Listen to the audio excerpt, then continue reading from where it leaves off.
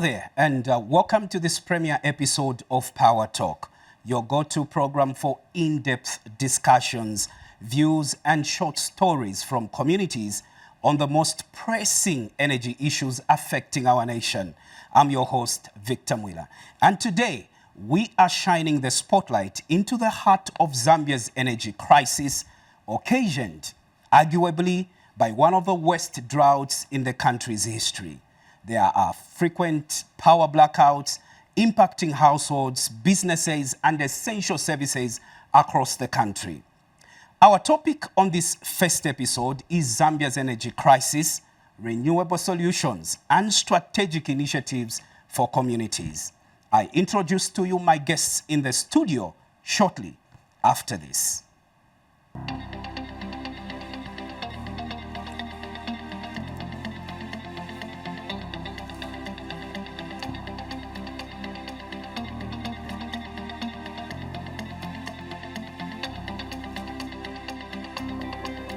Yes, we know directly.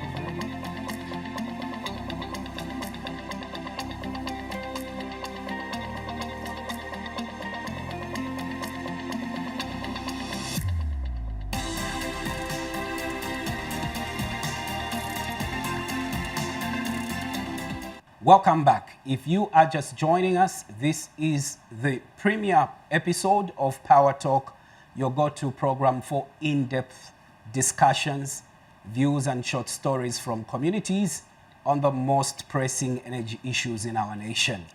Our topic on this premiere episode is Zambia's energy crisis, renewable solutions, and strategic initiatives for communities. With me in the studio are two distinguished guests from the Energy Regulation Board. I have Mr. Nelson Banda, Senior Manager, Licensing. Mr. Banda, it's a pleasure to have you in the studio today.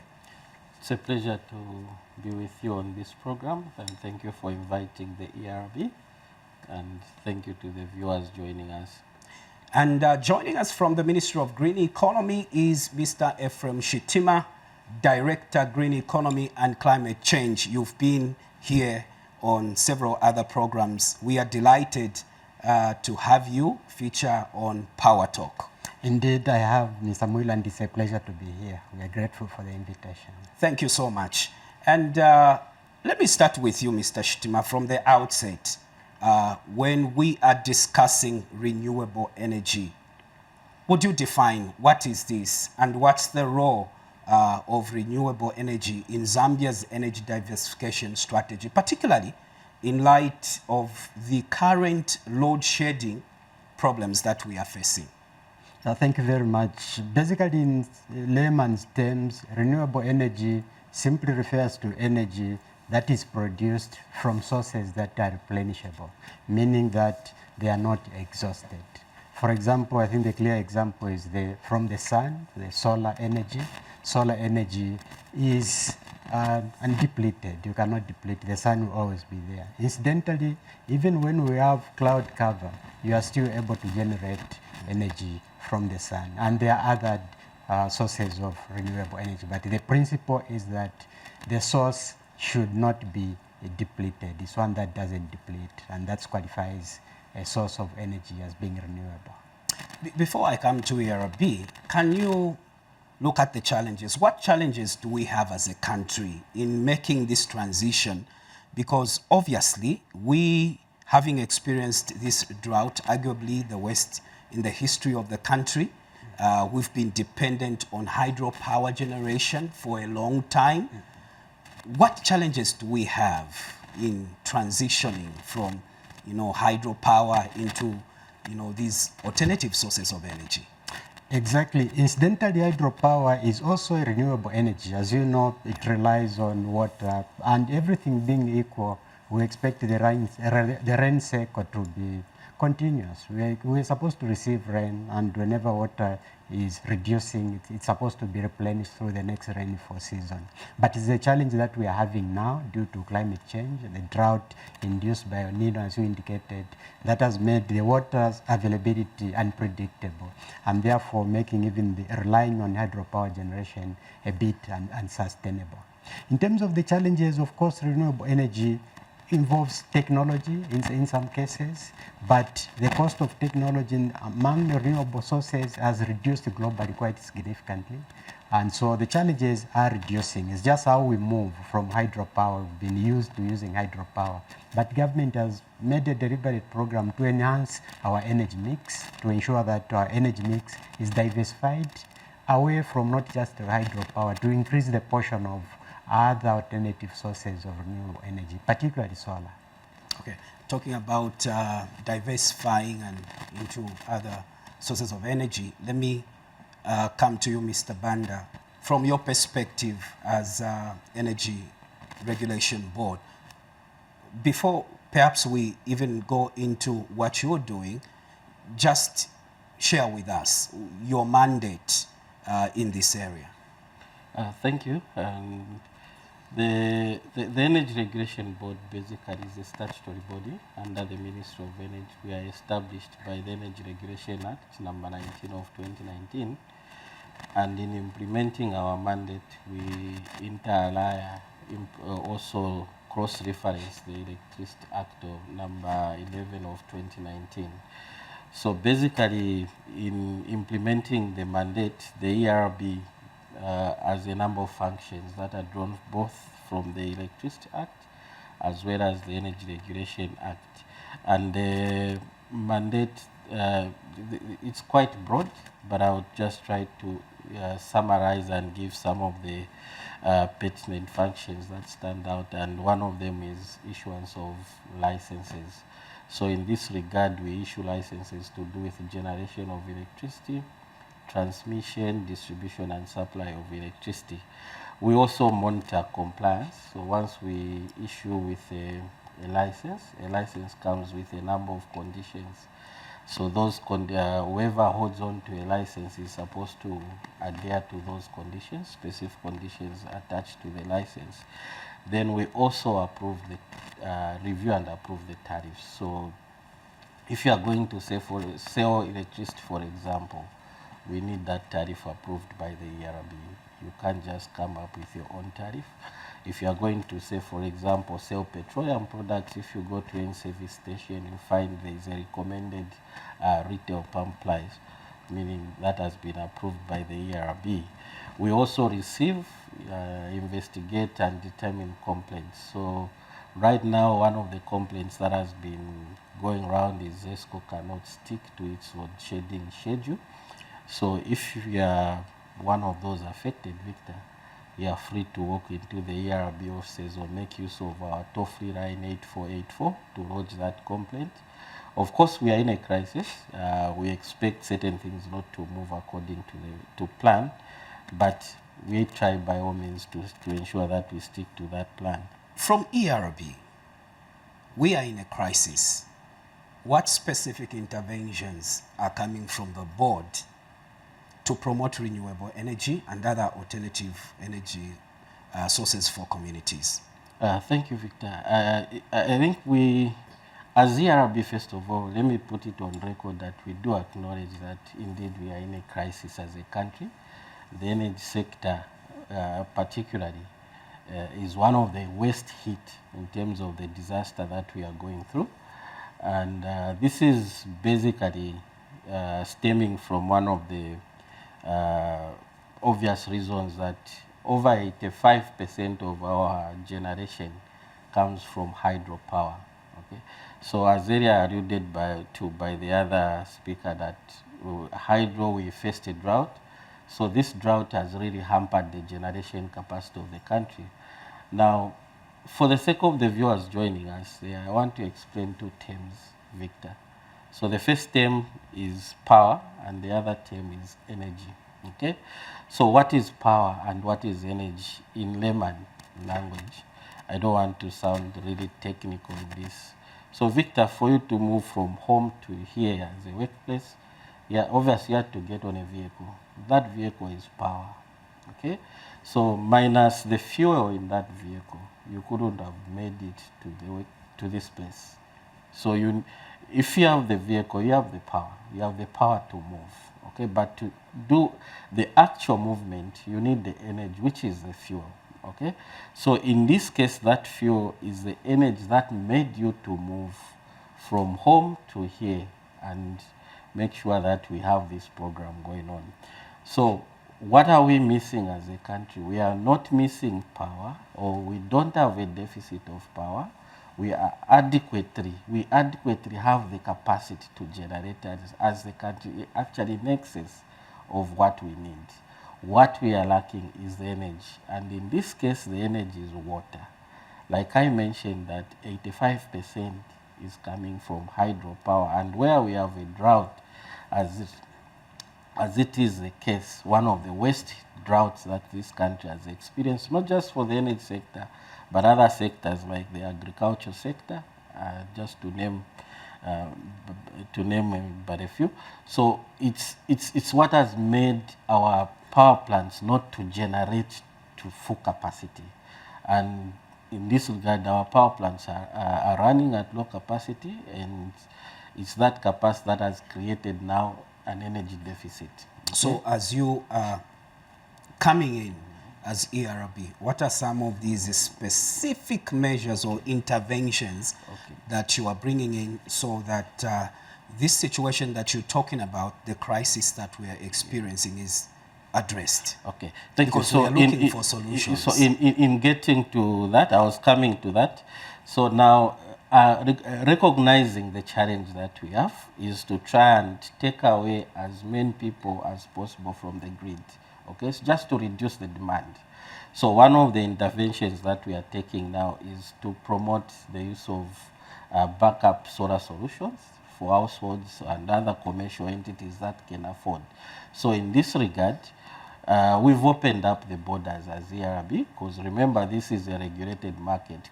Previously, the borders were closed. We couldn't easily import, okay, for the purposes of monitoring. But now, if you want to import for your own use, you want something at home that is going to provide you with alternative power solution, the ERB within 24 hours will make sure that you import that solar solution or any alternative power solution that you may want to bring into the country for the purposes of providing yourself or your household with alternative power.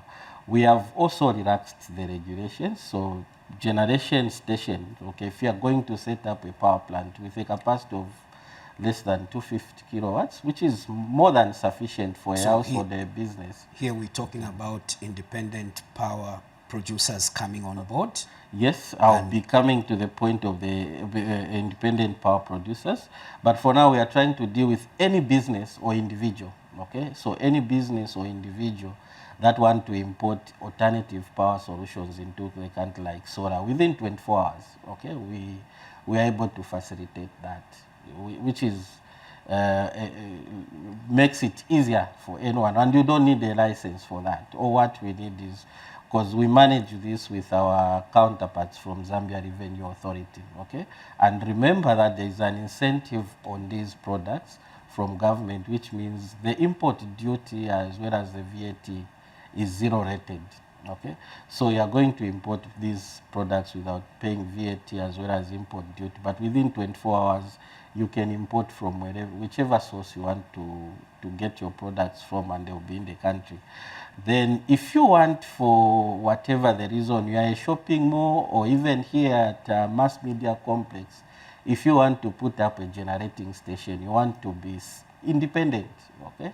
You don't want to rely on electricity from the grid. Up to 250 kilowatts, you don't need a license. Straight away, go ahead, put up. It could be a solar solution, it could be wind, it could be anything, or diesel generator.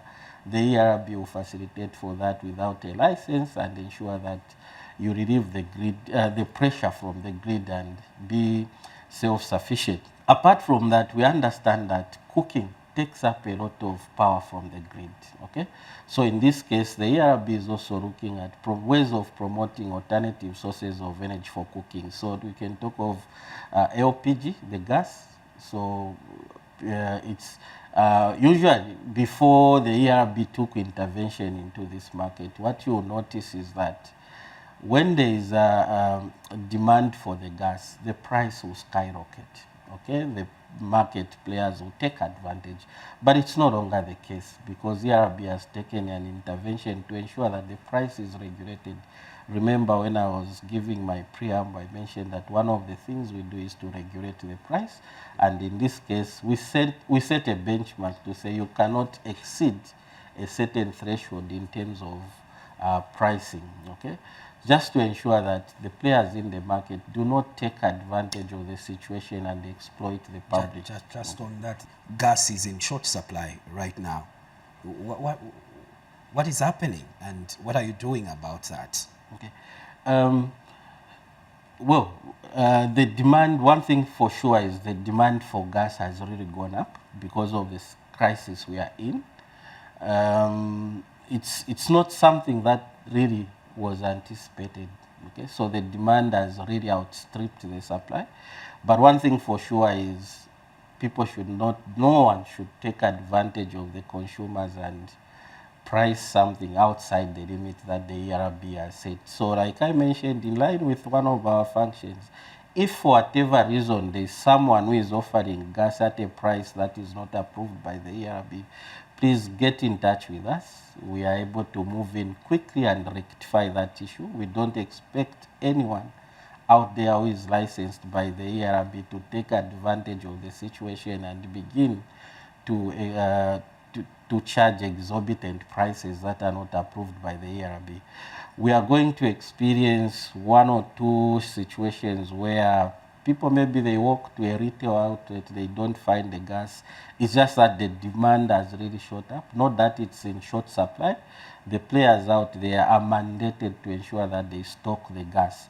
So if for any reason, okay, you visit a certain retail outlet and constantly they are saying they do not have the gas, again, you are free to engage the ERB because that calls for an investigation on why that particular entity licensed by the ERB that cannot stock the gas. I'll come back to you and we'll continue looking at the interventions because the hallmark of this program is to look at solutions and initiatives that will help communities.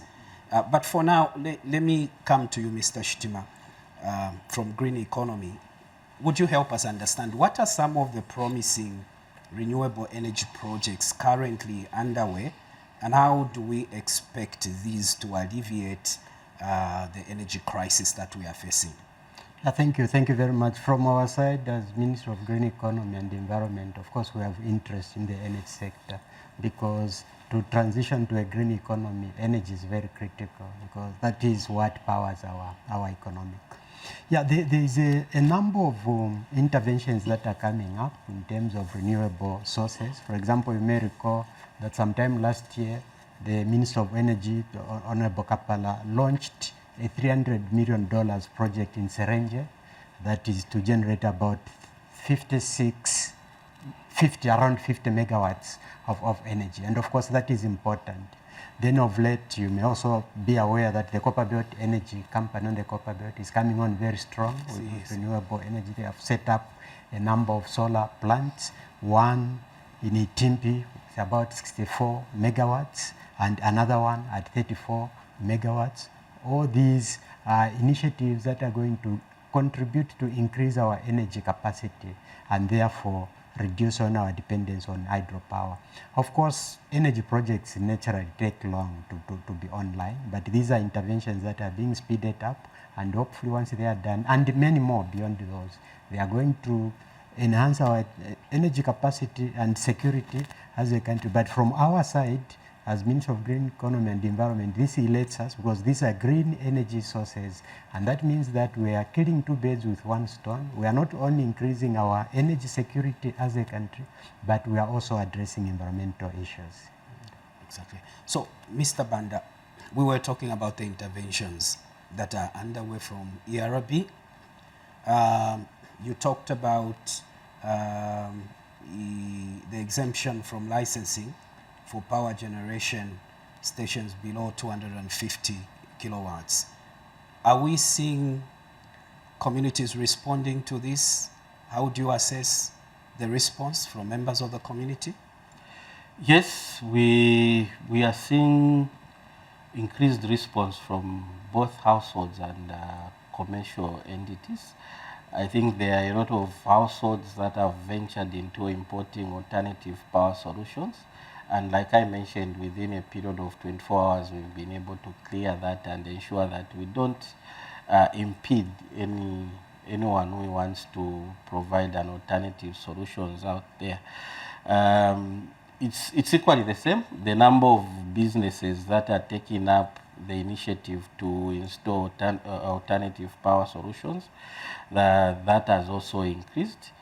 And by and large, the private sector, generally the industry, the solar dealers, these are companies that are licensed by the ERB to import solar energy equipment into the country for the purposes of selling to the public.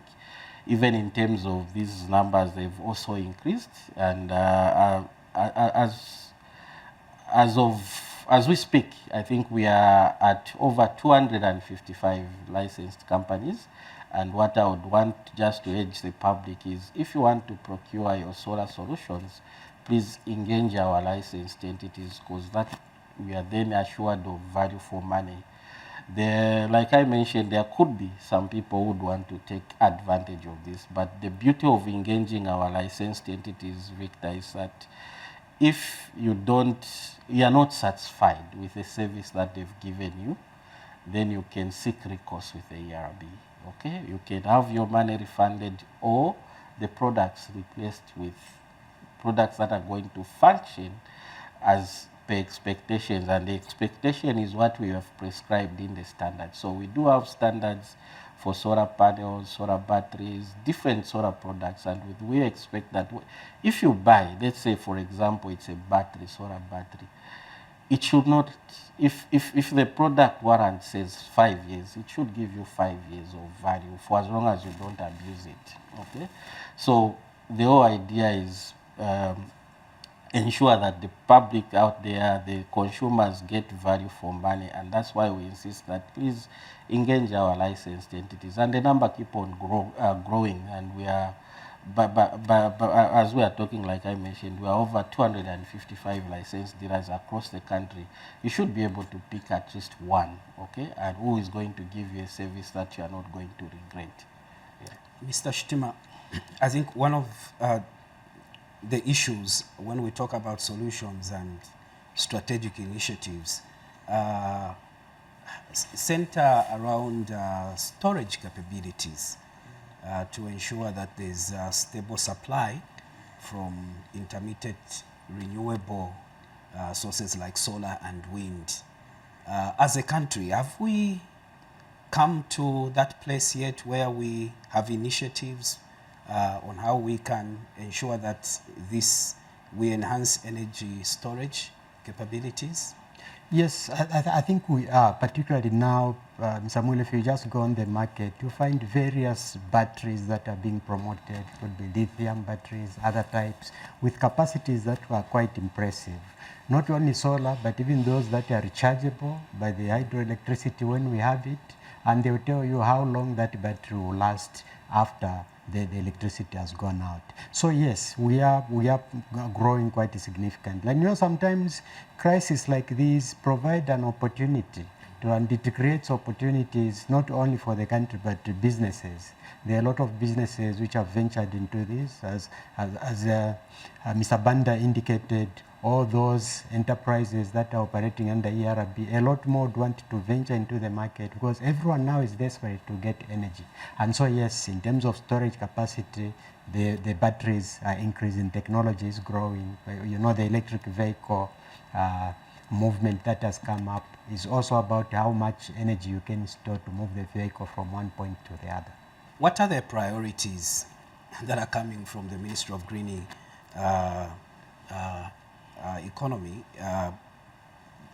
because the biggest discussion in the country now is that we now, out of this crisis, have an opportunity to be able to diversify and go green.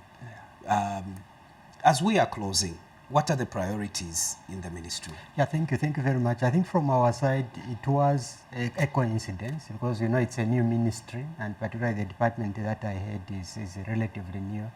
And our mandate is to focus on addressing climate change, but at the same time, advance the green growth.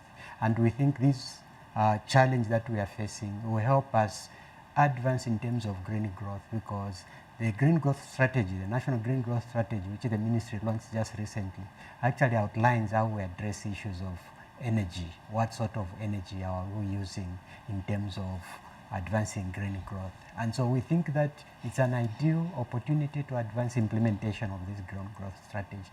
On addressing climate change, again, we just finalized a national adaptation plan, which is a blueprint of how we respond to climate change in the foreseeable future, up to 2030, 2035, for example. And there we have interventions that are very clear. So what we are doing is sharing these interventions so that as we respond to this challenge, we are actually implementing the visions that are outlined in these strategies.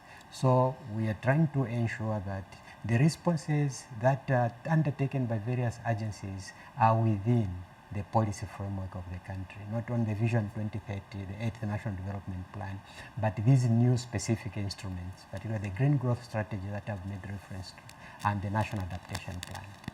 Mr. Banda, your final remarks under a minute?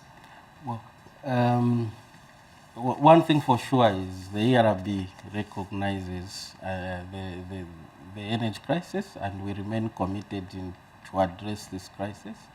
So there are a lot of interventions that we are taking, and one of them is we've had the net metering regulations signed into a law. So what that means is we are trying to find immediate measures to undertake to respond to the crisis. And what that regulation brings to the table is that if you have generation, you have solar panels on the rooftop, say for example at your house, and you are able to generate in excess, okay, more than what you need to use for your household, you can send part of this into the grid, okay?